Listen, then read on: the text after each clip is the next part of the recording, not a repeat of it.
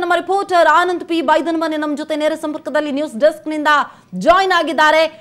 ಆನಂದ್, ಮೈತ್ರಿಕೂಟದ ಅಭ್ಯರ್ಥಿಯಾಗಿ ಕಾಂಗ್ರೆಸ್ನ ಬಿಎಲ್ ಶಂಕರ್ ಕಣಕ್ಕಿಳಿಯಲಿದ್ದಾರೆ. ಅಂದ್ರೆ ಬೆಂಗಳೂರು ಉತ್ತರ ಕ್ಷೇತ್ರವನ್ನ ಮತ್ತೆ ಕಾಂಗ್ರೆಸ್ಗೆ ವಾಪಸ್ ಕೊಟ್ಟಿದೆ ಜೆಡಿಎಸ್. ಹಾಗಾದ್ರೆ ಈ ಬೆಳವಣಿಗೆಗಳನ್ನ ನೋಡ್ತಾ ಇದ್ರೆ ತುಮಕೂರಿನಿಂದ ಸ್ಪರ್ಧೆ ಮಾಡೋದು ದೇವೇಗೌಡರು ಖಚಿತನಾ ಅಂತ?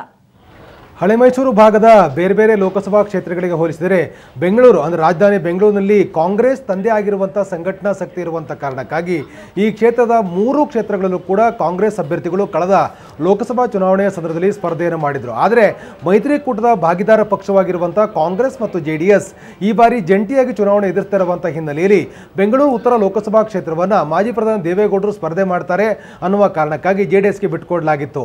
ಒಂದು ಹಂತದಲ್ಲಿ ದೇವೇಗೌಡರು ಈ ಒಂದು ಲೋಕಸಭಾ ಕ್ಷೇತ್ರದ ಸ್ಪರ್ಧೆ ಮಾಡುವಂತ ನಿರ್ಧಾರವನ್ನು ತೆಗೆದುಕೊಂಡರೂ ಕೂಡ ಎಲ್ಲೋ ಒಂದು ಕಡೆ ಅವರಿಗೆ ಕೆಲವೊಂದಷ್ಟು ರಾಜಕೀಯ ಕಾರಣಕ್ಕಾಗಿ ಅಳುಕು ಇರುವಂತಹ ಹಿನ್ನೆಲೆಯಲ್ಲಿ ಮತ್ತು ಇದು ಅವರು ತಮ್ಮ ಕೊನೆಯ ಚುನಾವಣೆ ಅಂತ ಹೇಳಿ ಈಗಾಗಲೇ ಅಧಿಕೃತವಾಗಿ ಘೋಷಣೆ ಮಾಡಿರುವಂತಹ ಕಾರಣಕ್ಕಾಗಿ ಬೆಂಗಳೂರು ಉತ್ತರ ಲೋಕಸಭಾ ಕ್ಷೇತ್ರದಿಂದ ದೇವೇಗೌಡರು ಸ್ಪರ್ಧೆ ಮಾಡಲಿ ಅಂತಕ್ಕಂಥದ್ದು ಕಾಂಗ್ರೆಸ್ ನಾಯಕರ ಅಭಿಪ್ರಾಯ ಆಗಿತ್ತು. ಆದರೆ ಎಲ್ಲೋ ಒಂದು ಕಡೆ ದೇವೇಗೌಡರು ಈ ಕ್ಷೇತ್ರದ ಸ್ಪರ್ಧೆ ಮಾಡಲಿಕ್ಕೆ ಹಿಂದೇಟು ಹಾಕಿದ್ದಾರೆ.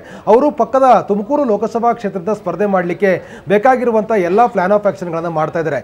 ಈ ಹಿನ್ನೆಲೆಯಲ್ಲಿ ಅವರು ಇವತ್ತು ತುಮಕೂರು ಲೋಕಸಭಾ ಕ್ಷೇತ್ರ ವ್ಯಾಪ್ತಿಯ ಜೆಡಿಎಸ್ ನಾಯಕರ ಸಭೆಯನ್ನು ಕೂಡ ಕರೆದಿದ್ದಾರೆ.